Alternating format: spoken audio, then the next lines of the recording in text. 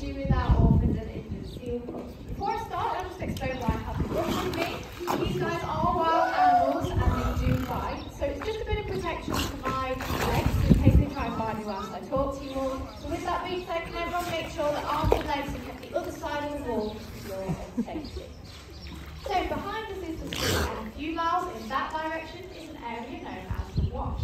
Now the Wash is home to Britain's largest colony of harbour seals.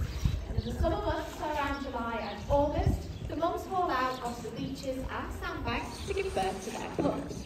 But for the first 3 to 4 weeks of their lives, they're fed on a rich and fatty milk, which takes them from their birth weight of around 25 pounds to a staggering 60 pounds in weight.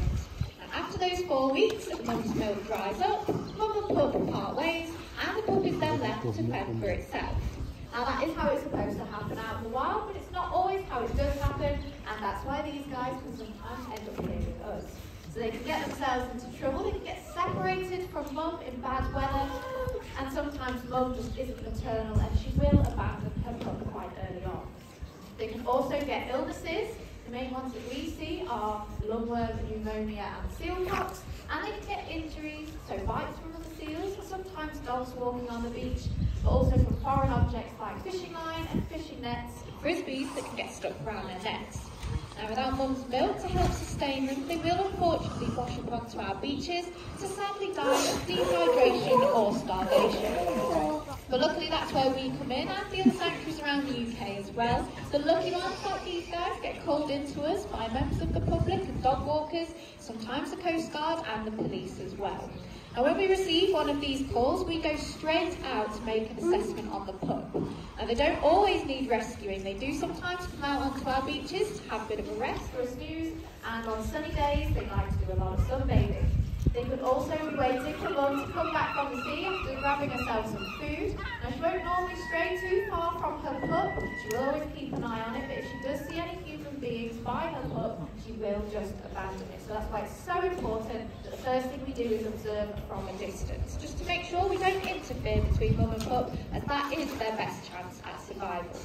Now once we've watched for a few minutes to make sure mum is nowhere in sight, then usually they do need a little bit of help, so we bring them straight back here. And the first place they visit is our seal hospital just behind us here.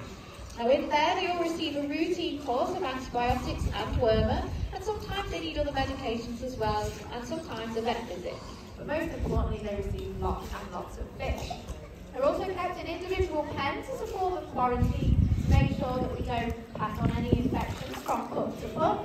And once we are sure that they are free from infections and they've finished all of their medication, they move out to our seal hospital pool, which is just round the corner there. Now in that pool, it's all about them learning to feed themselves on the water.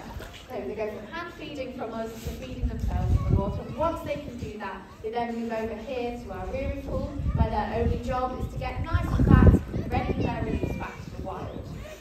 On release day, we crate them up and we give them one final weigh to make sure that they've hit their target of at least 30 kilos, and then we wheel them over to the beach just here. We lift the lids and we say goodbye. And it's such a great feeling watching these guys go back to where they belong. It means that all the hard work the rescue team have put into them has given them a second chance at life out in the wild. Now it's not just the summer months that we're rescuing our harbour pups, like this one here and one at the back there. The rest are our grey seals, and they're born in November and December. So you can see we're kept on our toes all year round, and at the moment we're rescuing between 60 and 70 pups per year.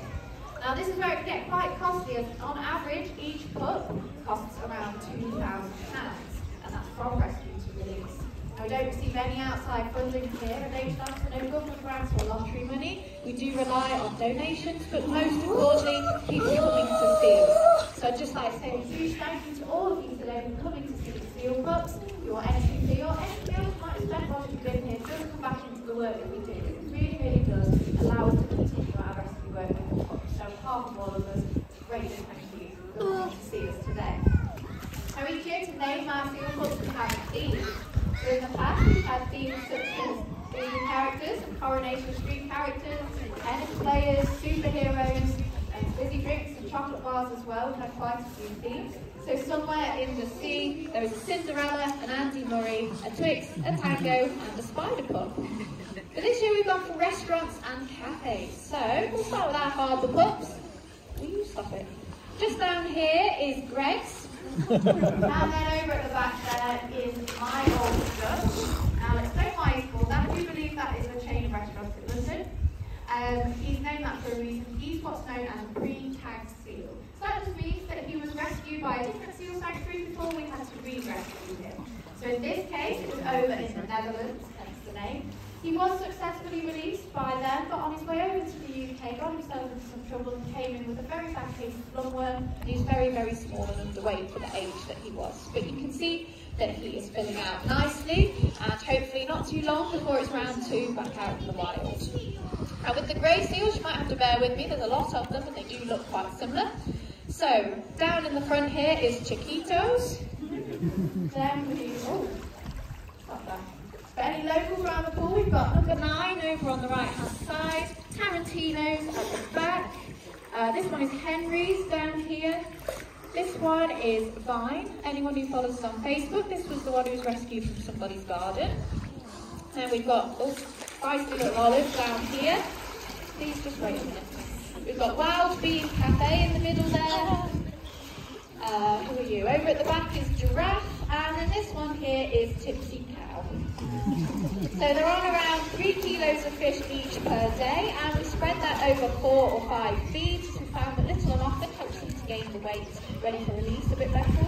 Will you just give me some space? Hold it on. Right, we ready? Gotta go in the pool.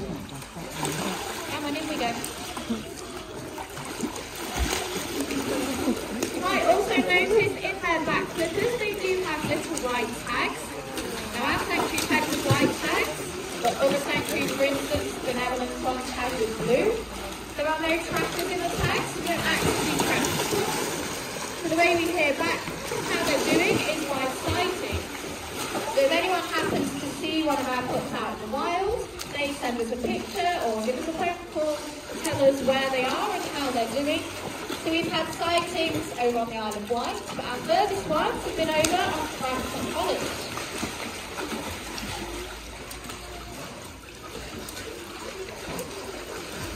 So our most recent sighting was about 3 weeks ago, and that was a pup from earlier this season called Domino's. She was seen sunbathing on a beach near Essex, and then 6 days later was spotted again over in the Netherlands, again sunbathing on a nice beach. So we know they can travel quite a distance in just 6 days.